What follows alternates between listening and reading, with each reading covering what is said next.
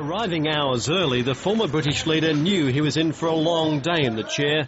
Questions about why in the lead-up to the war he ignored his own Attorney-General's legal advice and told Parliament in January 2003 that invading Iraq was legal without a second UN resolution. I was making basically a political point. However, I accept entirely that there was an inconsistency between what he was saying and what I was saying there, but I was saying it not in a sense as a lawyer, but politically. And what of his private letters to George W. Bush? Documents the inquiry has seen, but has been barred from publishing. Tony Blair was happy to discuss the basic message. So what I was saying to him is, I'm going to be with you in handling it this way, right? I'm not going to push you down this path and then back out when it gets too hot politically, because it is going to get hot politically. For me, very, very much so. For Tony Blair, this wasn't all about the past. He used this forum to warn the West that Iran had to be confronted, not appeased. It is negative, destabilising, it is supportive of terrorist groups, it is doing everything it can to impede progress in the Middle East peace process.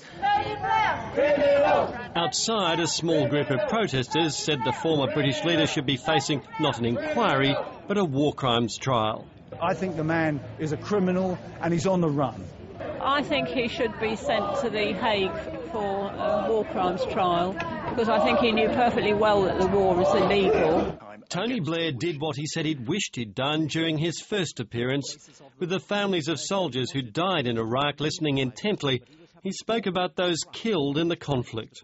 Of course, I regret deeply and profoundly the loss of life, whether from our own armed forces, those of other nations, the civilians who help people in Iraq, or the Iraqis themselves. And I just wanted to say that because I think it is right to say it, and it's what I feel. Quiet, please.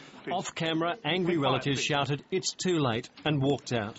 Tony Blair left as he'd arrived, admitting mistakes had been made, but utterly convinced the war was legal and morally just. When the report is finally made public, it will no doubt spark a lot of debate.